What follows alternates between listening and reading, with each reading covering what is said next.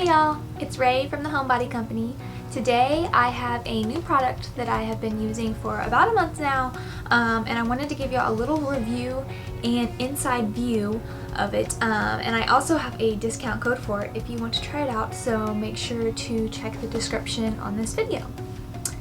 So, if you know anything about me personally, I basically have my whole day-to-day life of what's going on in my planner. I write to-do list, I keep it all down. If it's not in here, it's probably not getting done. I came across an even better planner that's all for quilts. It's called Plan to Quilt by Eva Blake's Makery. It does not have a calendar or anything, so the pressure is not there, and you 100% get to put it together as you wish. I have been using it for about a month. I just put my 4th quilt into it, and so far I'm really liking it because one of the biggest things that I struggle with when it comes to making quilts is keeping track of the details. I get way too excited to get into the project and get going that remembering the actual thread make and the collection I used and all of the fabric names that are in it is not something that I'm good at, and so this has been solving my problems for that lately. Okay, so on the back here you can see that it says what's inside. There's 42 quilt planning sets, a place to glue in fabric swatches, at a glance works in progress, at a glance project checklist, shopping list, fabric wish list, quilt story, and graph paper. So this truly has everything you need in it to keep up with your quilt projects and make sure that you don't forget a single piece. Okay, so now I'm going to give you all a little inside look so you can see what it looks like with my projects in and what all the planner has to offer. So, alright, you open up, there's a sweet little welcome page from Shannon, and then she gives you a complete example of how to fill out your quilt and keep track of it properly with the planner. And then you get into your fabric wish list and pattern wish list. I know we all have this because there is not enough time to get to everything that we want to make. And then you get on to your quilt checklist. So this planner can hold 42 quilt plans, and honestly that could last me like 2 years. So you have each one colored, and you have different steps that you need to be taking. You can mark your priority, the due dates, and so I have 4 of mine in here. And then if you need to go shopping for the specific project, you can log it with the coordinating color. I already had all of my supplies for these, so no shopping list for this one. And then there's a second page of that same information and continued shopping list to match the coordinating colors. And then we get into the quilt plan. So for this one, I actually did not put any fabrics in, go Ray, but it was nice to be able to log my first pattern, have a start date. Let me get to one that does. So this is one that I will give y'all a quick view at how I put all of this in. I've got the project name, pattern designer, which is mine, who it was pieced by, the size, my event I'm saying is Halloween. This is the Spooky and Sweet line from Art Gallery Fabrics. I don't know about y'all, but whenever I saw it, I could not resist.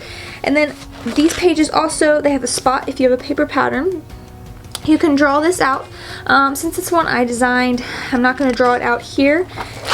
And then you can add some notes. I just put that it's my 2020 Halloween quilt, and I put a little quilt story about why I made Path and what makes me inspired by it.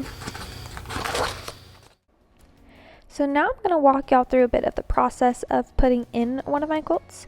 You'll need your Plan to Quilt calendar, your fabric swatches for the quilt that you're going to put in. These are the Spooky and Sweet from Art Gallery Fabrics. And then a pin and some glue. I really like this clear glue just in case it comes through the fabric. So now we're going to flip over to what I like to think of as the table of contents or the project checklist. Here we'll enter the project name,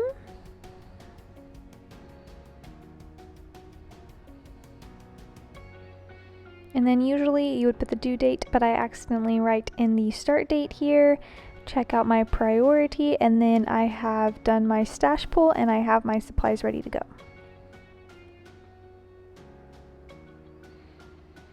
Then we will flip over to the actual details page for this quilt. We'll list out all of the details, the number quilt, the start date, project, difficulty, pattern designer, who it's being made by, who it's for, the event, all the details so you can remember why you were making this quilt. Lastly, we'll put in the fabric information on this page. I'm using the Spooky and Sweet line from Art Gallery Fabrics. So we're just going to take our glue, spread it out a bit, and start sticking those in.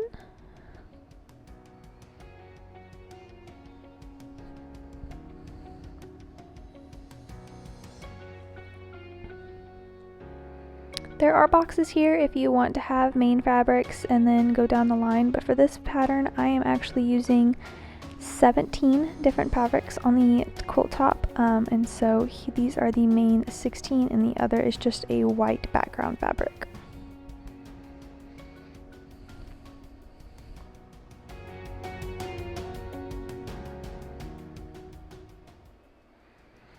Okay, then I list up some of the thread information that I have so far.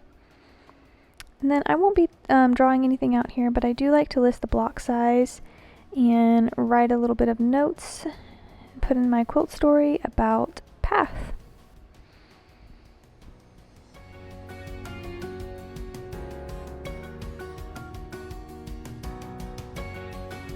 Okay, so lastly, if you follow me on Instagram, a few days ago I asked if anybody had any questions that they would like for me to answer whenever I do this review, and so I jotted down about 5 of them and I'm just gonna go over them. If you have any other questions, feel free to comment and I will do my best to answer them, but for this video I'm gonna answer these. So, what is your favorite thing about it? Definitely my favorite thing, because this is what I am the worst at, is keeping all of those fabrics right here in it.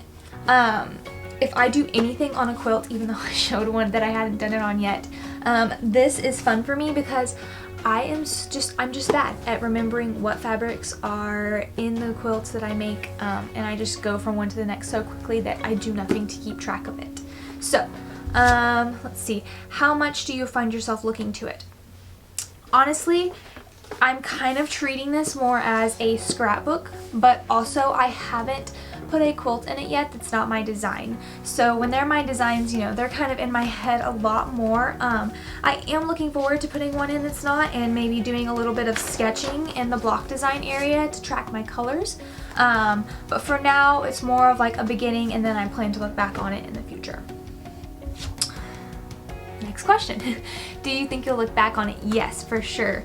I think it'll be fun, especially like a few years from now, because I keep everything. It'll be fun to look back and see what I was making and when, and what was used in it, and if it was something I designed or not.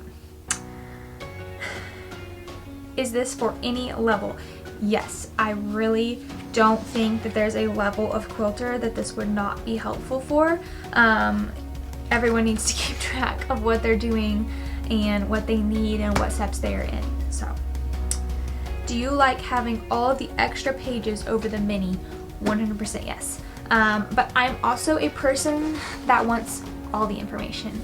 So I really do like that there's so many pages to plan out each quilt. You have your dotted paper, you have the block design, you have all the fabrics, you have a space to keep your printed pattern if you have it, and so if you were like that, then you will love it as well. And if you have any other questions about Plan to Quilt or anything mentioned in this video, leave a comment and I will do my best to answer all of those. And make sure you subscribe to our YouTube channel so that you can see future videos.